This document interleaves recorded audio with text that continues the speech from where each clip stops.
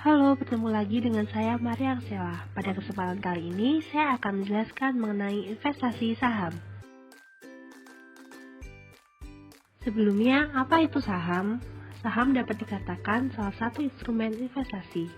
Saham menjadi bukti kepemilikan nilai perusahaan atau bukti penyerta modal. Agar lebih mudah memahami investasi saham, saya akan menjelaskan cara berinvestasi saham atau cara kerjanya menggunakan analogi sapi betina yang dijelaskan oleh Dr. Iwan Poncowinoto selaku pemilik Zef Finance. Cara kerja saham menurut analogi sapi betina adalah semisal seseorang ingin membeli sapi, satu buah sapi seharga 9 juta, tapi orang itu hanya memiliki 3 juta.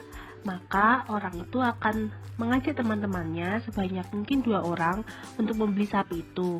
Maka seorangnya akan urunan atau akan memberikan uangnya sebanyak 3 juta, sehingga sapi itu dapat dikatakan dimiliki oleh 3 orang yang membayar sebanyak 3 juta rupiah.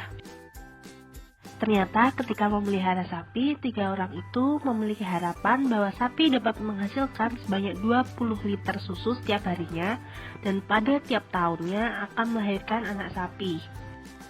Dalam bahasa investasinya, investasi sebesar 9 juta rupiah terhadap sapi betina, lalu expected weekly income atau dividennya sebanyak 20 liter susu sapi per hari, dan expected annual income atau bisa dikatakan dengan capital gain adalah 1 anak sapi per tahunnya.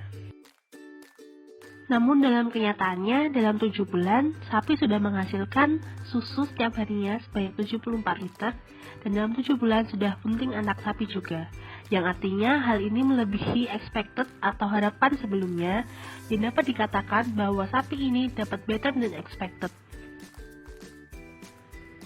Tetapi ternyata setelah 8 bulan memelihara sapi, Ana membutuhkan dana untuk kepentingan pribadinya. Karena sebelumnya Ana memiliki andil sepertiga bagian pada sapi, maka tidak mungkin bahwa sapi akan dipotong menjadi 3. Maka mereka sepakat untuk membuat puzzle atau potongan puzzle yang menandakan hak atas sapi.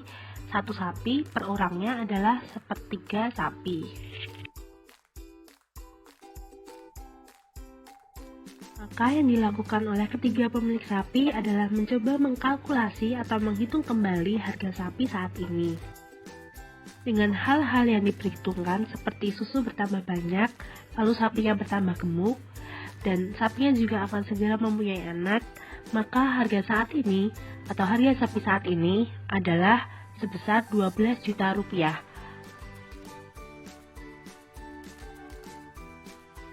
Maka dapat dikatakan bahwa masing-masing pemilik sapi saat ini memiliki bagian sebesar 4 juta rupiah.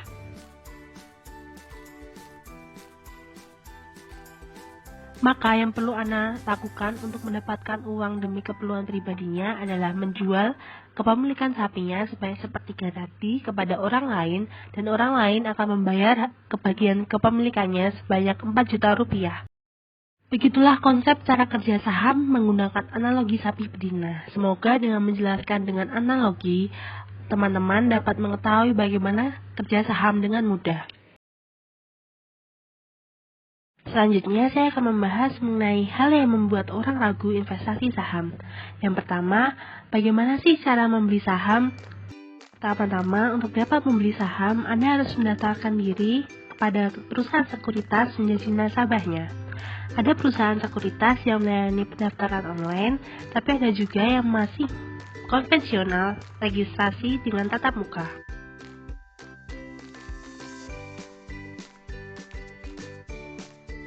Lalu yang kedua adalah berapa modal yang dibutuhkan, apakah memerlukan modal yang banyak? Hal ini tergantung dari perusahaan sekuritas yang dipilih. Perusahaan akan menentukan saldo minimal rekening nasabah, tapi untuk perusahaan sekuritas online kebanyakan sudah memberikan minimal investasi Rp1.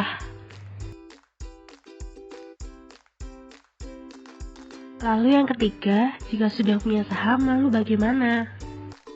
Hal yang harus dilakukan adalah menentukan tujuan keuangan seperti apa. Hal ini dimaksudkan agar lebih bisa fokus menabung saham karena sudah memiliki tujuan, misalnya tujuan pensiun, tujuan dana darurat, tujuan sekolah anak, atau lain sebagainya.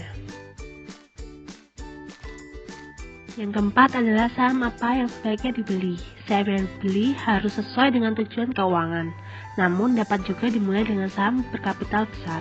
Sesuaikan dengan modal, lalu apakah ingin berinvestasi di saham syariah atau tidak, dan untuk jangka waktu berapa lama.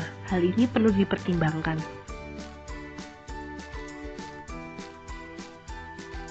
Selanjutnya, saya akan membahas mengenai tips investasi. Yang pertama, harus memiliki dana darurat.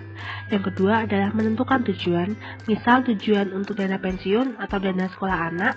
Yang ketiga adalah konsisten menabung. Hal ini bisa dilakukan dengan 1 bulan sekali untuk melakukan menabung saham. Dan yang terakhir atau yang keempat adalah tenang dalam mengambil keputusan, jangan gegabah, dan jangan ikut-ikutan.